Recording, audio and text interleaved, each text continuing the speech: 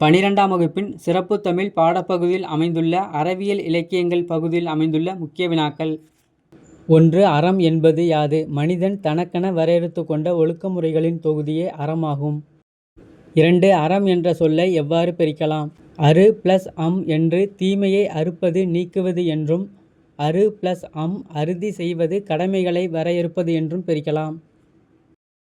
3. அறம் வலியுறுத்தும் நீதி நூல்கள் தமிழில் எந்த காலப்பகுதியில் எழுதப்பெற்றன? கிபி 3ஆம் நூற்றாண்டு முதல் கிபி 6ஆம் நூற்றாண்டு வரை அறம் வலியுறுத்தும் நீதி நூல்கள் தமிழில் எழுதப்பெற்றன. 4. சங்கம் மருவிய காலத்தில் இயற்றப்பட்ட 18 நூல்கள் எவ்வாறு அழைக்கப்படுகின்றன? சங்கம் மருவிய காலத்தில் இயற்றப்பட்ட 18 நூல்கள் 18 கீழ்க்கணக்கு நூல்கள் என்று அழைக்கப்படுகின்றன. 5. தமிழ் இலக்கியங்கள் முழுவதுமே அற இலக்கியங்கள் எனலாம். 6. 18 கீழ்க்கணக்கு நூல்கள் எவ்வாறு தொகுக்கப்பட்டுள்ளது? 18 கீழ்க்கணக்கு நூல்கள் அறம் 11 என்றும், அகம் 6 என்றும், புறம் 1 என்றும் தொகுக்கப்பட்டுள்ளது. 7. 18 கீழ்க்கணக்கு நூல்களில் உள்ள அறநூல்கள்.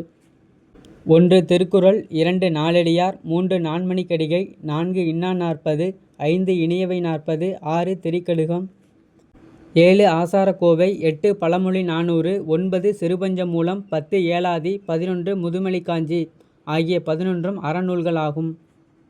8. 18 கீழ்க்கணக்கு நூல்களுள் புறப்பொருள் சார்ந்த ஒரே நூல் களவழி 40 ஆகும். 9. போர்க்களத்தை பாடும் நூல் களவழி 40 ஆகும். 10. கழுமலத்தில் நடைபெற்ற போரில் சோழன் கோச்சங்கனான் சேரன் கணைக்கால் இரும்பொறையை வென்று சிறையிலிட்டதால் அவனை மீட்க பொய்கையார் பாடிய நூலே களவழி 40 ஆகும்.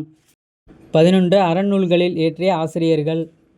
1. திருக்குறள் திருவள்ளுவர், 2. நாலடியார் சமண முனிவர்கள், 3. நான்மணிக்கடிகை விளம்பி நாகனார், 4. இன்னார்நாற்பது கபிலர், 5. இனியவை 40 பூதன் சேந்தனார், 6. திரிகடுகம் நல்லாதனார், 7. ஆசாரக்கோவை பெருவாயின் முள்ளியார், 8. பழமொழி 400 மூன்றரையனார், 9. சிறுபஞ்சமூலம் காரியாசன், 10. ஏலாதி கணித மேதாவியார், 11. முதுமொழிக்காஞ்சி கூடலூர் கிழா ஆகியோர் அறநூல்களை இயற்றிய ஆசிரியர்கள் ஆவர்.